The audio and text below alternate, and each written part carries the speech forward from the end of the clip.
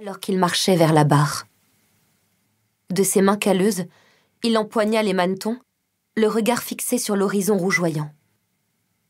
Je n'avais pas revu le navigateur de mon père depuis le jour où, 4 ans auparavant, Saint et lui étaient remontés dans leur chaloupe après m'avoir abandonné sur la plage de Jeval. Mais je connaissais bien son visage.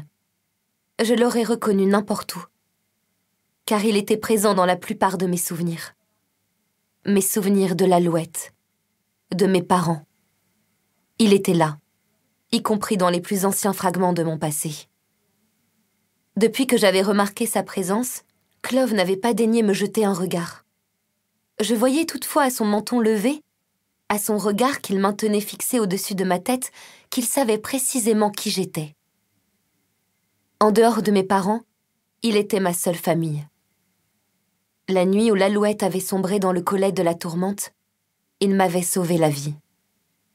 Cependant, lui non plus ne s'était pas retourné lorsqu'il avait quitté Jeval avec mon père, et il n'était jamais revenu me chercher. Quand j'avais retrouvé Saint, il m'avait annoncé que Clove était parti. Je l'avais imaginé gisant sur un lit de vase, dans les profondeurs des goulets, réduit à l'état de squelette. Mais il était bien là, au poste de navigateur du Luna. Il sentait mon regard insistant peser sur lui. Peut-être les mêmes souvenirs qu'il avait pris soin d'enfouir émergeaient-ils de sa mémoire. Il lui maintenait le dos droit. Plaqué sur son visage une expression de froideur à peine décontenancée. Pourtant, il mettait un point d'honneur à ne pas me regarder. Était-il toujours le Clove que j'avais connu? La réponse à cette question pouvait avoir un impact considérable sur ma vie. Une paire de bottes s'arrêta devant le mât de misaine auquel j'étais attachée. Une femme que j'avais déjà vue dans la matinée était plantée devant moi.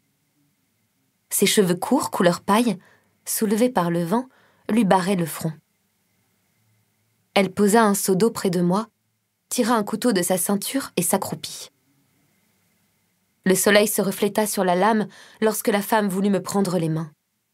Je les écartai, mais elle les attira vers elle d'un coup sec, puis appuya le métal froid de son arme contre la peau irritée de mon poignet. Elle trancha mes liens. Assaillie par 1000 questions, je m'immobilisais et balayais le pont du regard tandis que, d'un mouvement prudent, je ramenais mes pieds sous moi. Un dernier cisaillement et j'eus enfin les mains libres. Je les tendis devant moi, les doigts tremblants.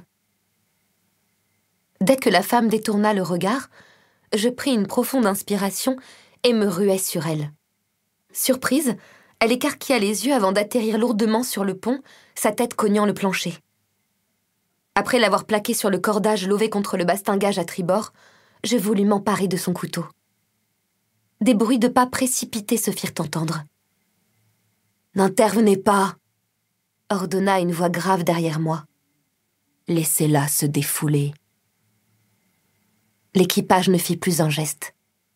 La femme profita de ce que je jetais un coup d'œil par-dessus mon épaule pour rouler sous moi. Puis elle me bloqua le flanc avec le talon de sa botte. Je me dégageai en grognant et saisis son poignet. Elle tenta de me décocher un coup de pied lorsque j'abattis mon poignet sur le treuil métallique qui servait à remonter l'ancre. Je sentis craquer sous sa peau ses os frêles quand je l'abattis une deuxième fois, plus violemment, la forçant à lâcher le couteau. Je rampais sur elle pour récupérer l'arme avant de faire volte-face en brandissant la lame devant moi, tremblante, le dos appuyé contre le bastingage. Autour de nous, l'eau s'étendait à perte de vue. Aucune terre à l'horizon, aussi loin que portait le regard. Soudain, j'eus la sensation que ma poitrine se creusait, que mon cœur se serrait. « C'est bon, tu as fini ?» questionna la voix grave. Toutes les têtes se tournèrent vers la coursive. Zola, le timonier du Luna, n'était à l'évidence nullement inquiet de me voir menacer un membre de son équipage armé d'un couteau. Alors qu'il se dirigeait vers moi, je distinguai dans ses yeux la même lueur d'amusement qu'à la taverne de Séros.